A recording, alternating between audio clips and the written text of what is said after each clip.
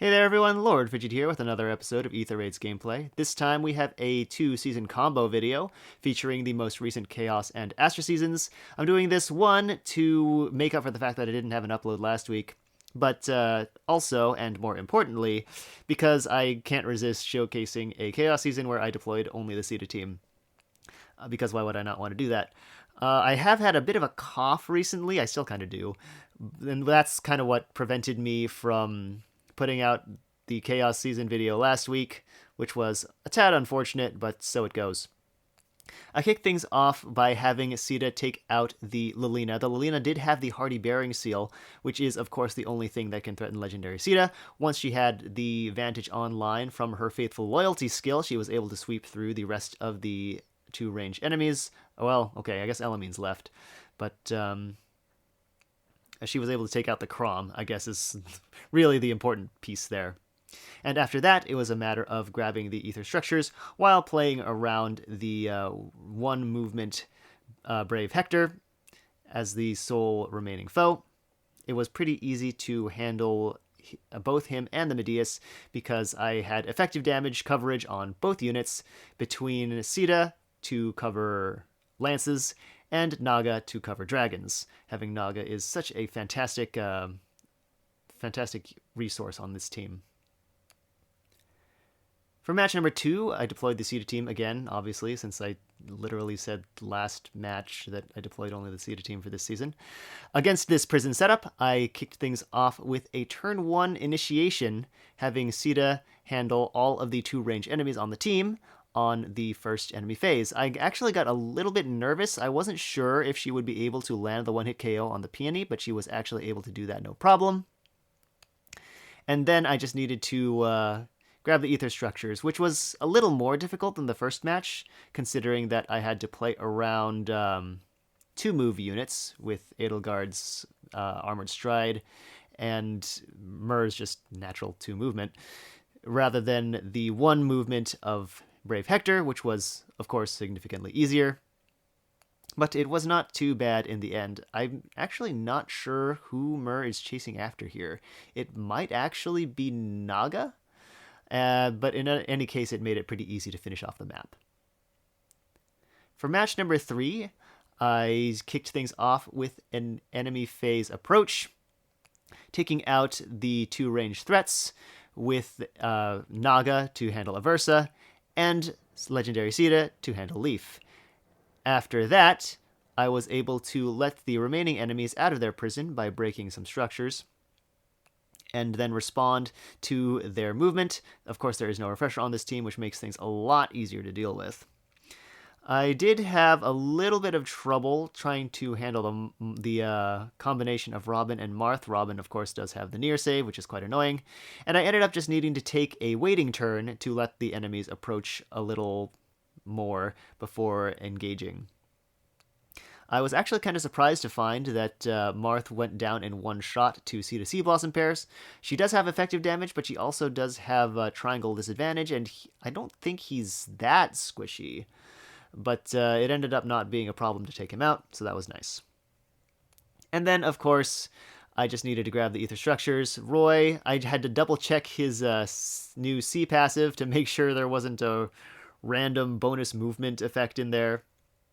And fortunately, there was not, so I was able to just kind of play around his 2 movement and then finish off the map afterward.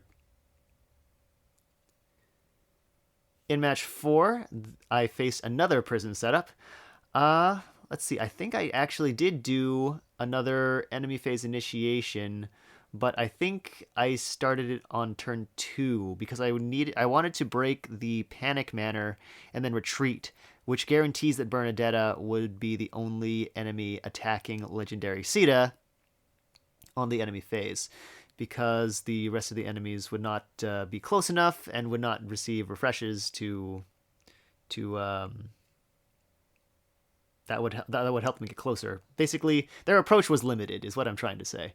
After that, I needed to take out as many threats as I possibly could just to ensure I would not get overwhelmed by the advancing enemies. Here, Mirabilis is not actually in range to be able to provide a refresh to any of the enemies. And in fact, since all of the enemies had assists, she moved first, so it didn't really matter anyway. And that made it for a pretty easy finish to the map, where I just kind of waited for her to advance. I think I even had Naga finish off this map after having Caeda take out the Ether Fountain. For match number 5, I decided to do another enemy phase approach here. Since it's possible to lure out both the Crom and the Azura, I do have multiple 2-range...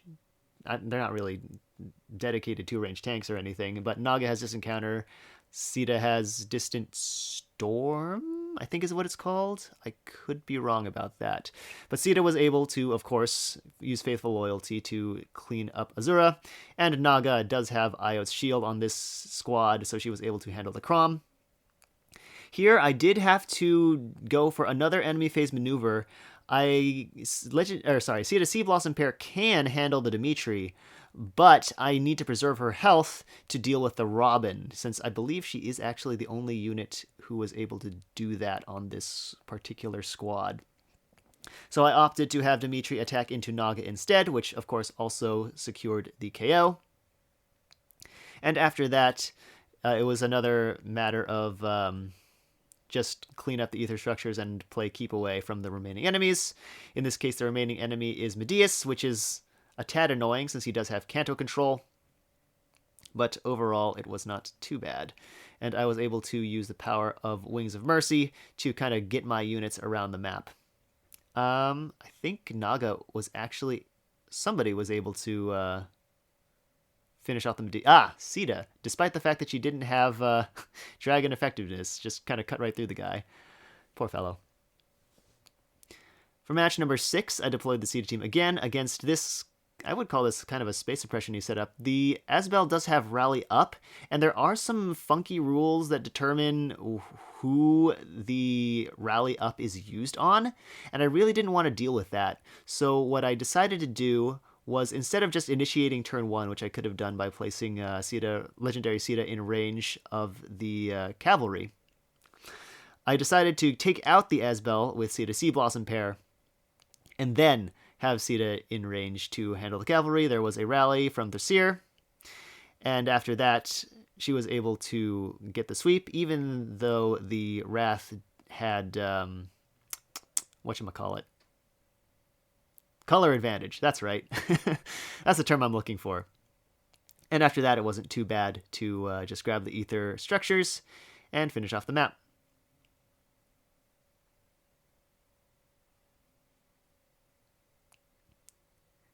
For match number 7, I believe this one, the Lilina actually doesn't have Hardy Bearing.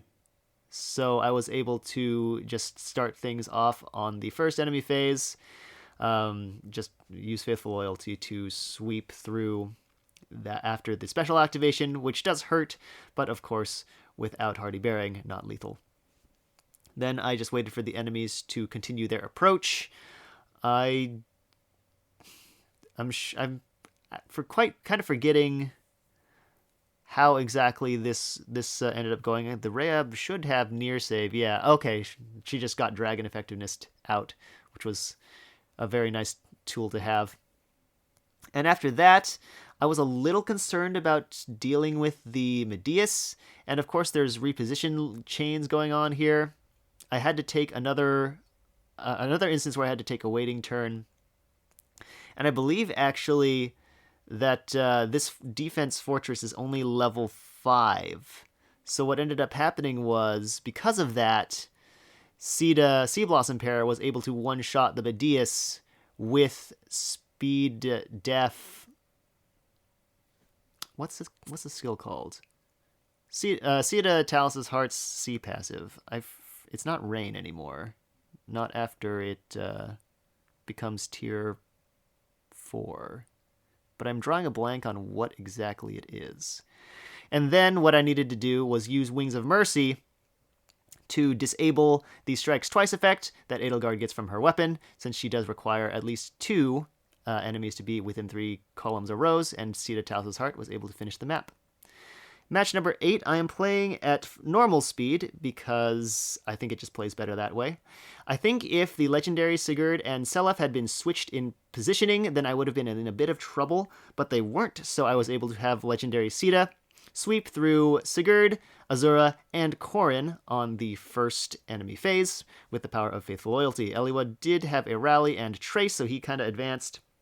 And the Selef and Micaiah also advanced toward Caeda Sea Blossom pair. I designed it that way because I anticipated needing to smite legendary Caeda into Selef so she could attack him without tripping his miracle effect. But Selef actually has noontime here, so I was able to have Caeda Talus's Heart attack him to KO and activate Gale Force. Then she repositioned Caeda Sea Blossom pair straight up and cantoed 3 spaces herself towards Eliwood. She then received a refresh from Azura and a smite from Naga. I really only did the smite from Naga because I wanted to reposition Naga straight up to help with the trap on Micaiah later, but in the sequence of actions I designed in my head, I somehow had Caeda Talus's Heart activating the Canto effect of Near Trace twice in the same turn, which obviously doesn't happen, so moving Naga was a misplay.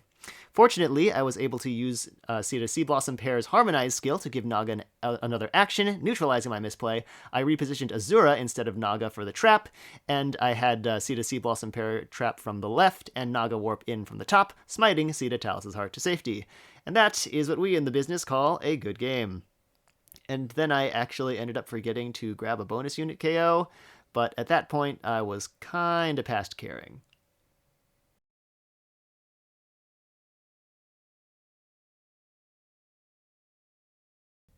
And now we jump over into Astra Season, kicking things off with the Dragon Wagon against this save cluster setup.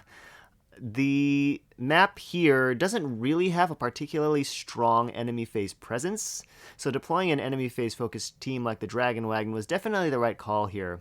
I kicked things off by walking up the right-hand side, breaking structures, and eventually placing Sothis in range of Seros. Technically, she was also in range of Plumeria, who had aerobatics, but the way the prioritization worked on who got to attack, Seros did end up attacking first, and thus Plumeria lost her warp point, and I think she ended up refreshing Flame instead. Not a huge deal, just a little unfortunate to not be able to get the refresher out of the way on the first turn of combat. Then I had to shuffle my units around to get Idun into the matchup against Duma. I did not feel that Sothis against Duma would yield particularly good results for the map clear. And then after that, I just kind of walked up at the enemy, deciding that Flame isn't really a threat to my team, even to the less combat-capable Mythics. So it was perfectly fine to let her attack first, since she is prioritized as she doesn't die, and then get a refresh from Plumeria. After that, I just needed to take Plumeria out, and then I actually ended up trapping the Flame, so I could go grab the ether structures uninhibited. It was a little annoying to get hit by the heavy trap, but ultimately it didn't really matter because Sothis was always going to take 2 turns to get to the ether fountain anyway, so it was perfectly fine to have Regan not be able to access that ether amphora immediately. And I just needed to re-trap the Flame, and then on the next turn, and last turn of the map, incidentally, grab the ether structures and have Idun finish things off. For match number 2, I deployed the Edelgard Blitz team against this cluster of units. I wouldn't really say there's a whole lot of strategy here. It's just a bunch of guys and gals on a map doing things, or, well, waiting around for you to do things, at which point they will respond. Unfortunately for this map, the things I did were immediately go after the Refresher and the To Change Fate guy, while Elamine, on turn 2, blocked Catria's Wedding Bell Axe to limit the enemy's mobility. So I was perfectly fine sitting outside the enemy team's range, and of course, since the remaining foes are all green, it was very easy for Edelgard to clean things up. I actually had her take out 3 enemies on this turn, using Yuri's foul play to get her in range to hit the Byleth, and also to get Yuri up towards the Ether Fountain with his Canto 2 on his weapon. So, of course, after that, it was a pretty easy matter to just grab the ether structures and have Edelgard finish the job. For match number 3, I deployed the Edelgard team again against this prison setup. I kicked things off on turn 1 because I didn't really want to have to deal with Myr's warp bubble. Edelgard's charge effect is warp movement, so of course Myr kind of messes with that a whole lot. I ended up moving Edelgard over off to the right. I don't think there was really any way that she would be in danger. It ended up being a pretty good decision because with the heavy trap where it was, it's just better to not be in that same column, and she can actually take a hit from the Lilina regardless. I did have Elamine apply false start to Lilina to ensure that she wouldn't get her special active on turn 1. And then from there, I had Edelgard take out 2 more of the enemies and then just kind of run away. I believe I used foul play on her to get Yuri in range to grab the Ether Fountain, and then Elamine was moved just straight up so that I could smite her on the following turn to grab the Amphore. And I think Edelgard was actually able to finish off Xander to clean out the map.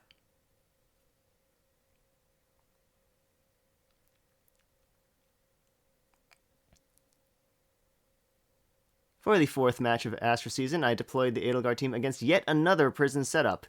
I used Elamine's false start to neutralize the effects from Selif's weapon and C passive.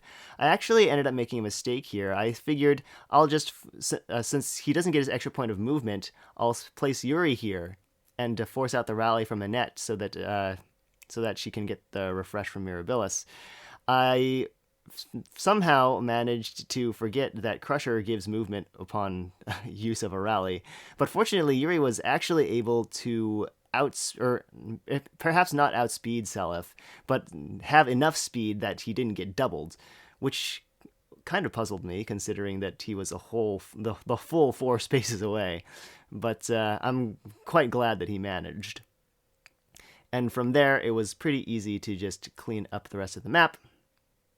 I think I let the bolt tower stick around, partially to keep the enemies moving down the right-hand side, and partially because I figured it might be useful to have Regan in Wings of Mercy range. And from there, of course, just Duma alone is not particularly threatening, so I was able to finish off the map that way. For the 5th match, I deployed the Dragon Wagon against this freebie / rematch bait map. Yeah, there is literally nothing to talk about here, so I'm just going to let this one play out.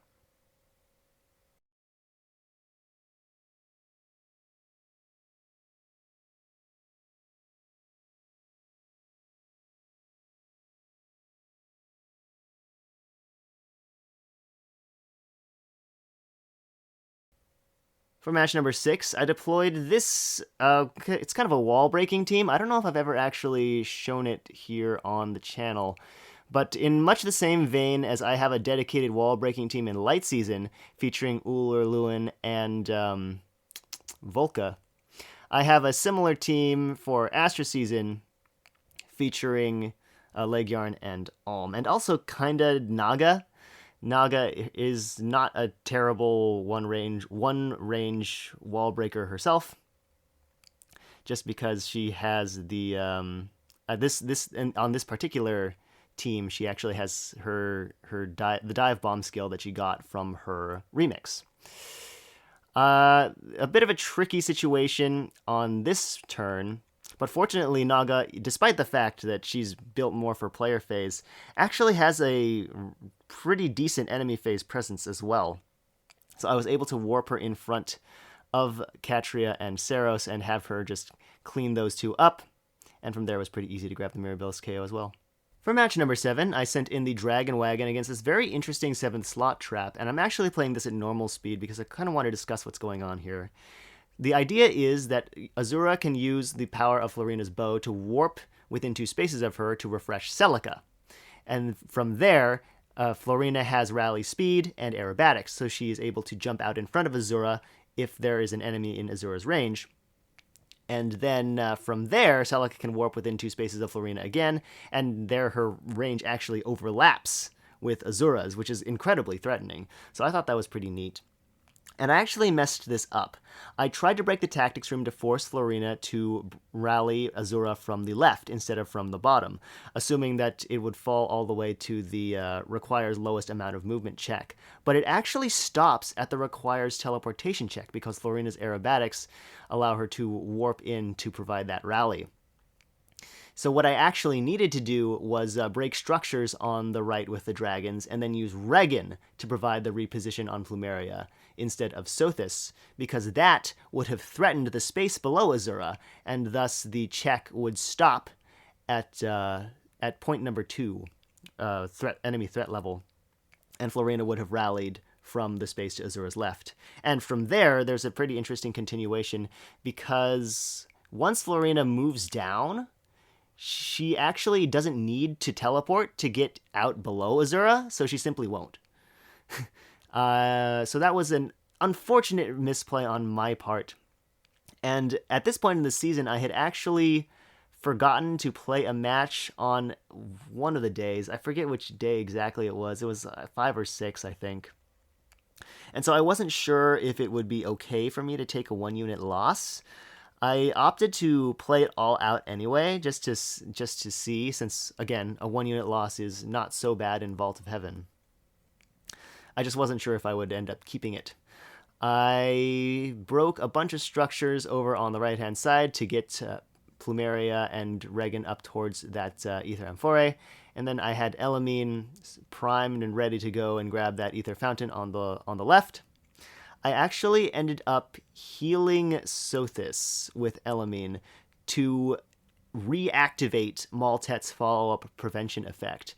Maltet only prevents enemy follow-ups if the enemy initiates or if the enemy is at full HP. So since I was planning on having Hector attack into Sothis, I needed to have Sothis at full HP so Maltet wouldn't. So Maltet would rather prevent Sothis' follow-up attack, and she wouldn't just straight up obliterate him on her counterattack. Although looking at the HP numbers, it doesn't look like she would have actually landed a 2-hit KO. Ultimately, I did end up determining that taking a victory here would not impact my ability to stay in Vault of Heaven, so I had Idun finish off the map.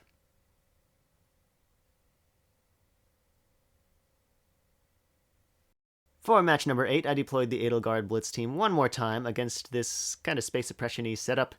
There is a 7th slot element here where Azura jumps out in front of Layla to provide a refresh on turn 1, but since I didn't leave anything in range of Layla, there was no follow-up on that refresh. I always find these sorts of maps so strange, since it seems like the only thing it accomplishes is exposing the refresher to attack.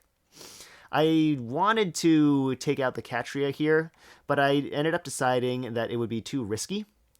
Because of the Kanto control effect from her staff, stopping Yuri from getting all the way out to safety, I just didn't feel like I would be able to take out Catria and still get everyone out of range, and thus I just retreated and waited for the enemies to advance a little closer before continuing to take them out.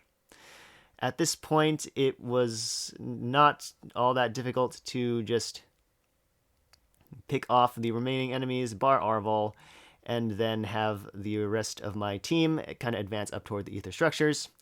I think Edelgard probably took him out.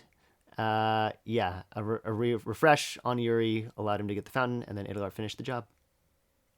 And that is it. I hope you all enjoyed this episode of Aether Raid's gameplay. I also want to thank you all for your patience. I know it's been quite some time since the last upload. I think it's been about 3 weeks at the time this goes up. So, sorry about that. I had a lot of fun in Chaos Season, deploying the Caeda team for every match, and Astra Season was pretty good as well. Although I really do wish I'd seen the proper way to get that Deathless line on the 7th slot trap map. Quite unfortunate there. I am hoping to get a video out for the ongoing Light Season next week, so do keep an eye out for that. And as always, thank you all so much for watching, and I will catch you next time.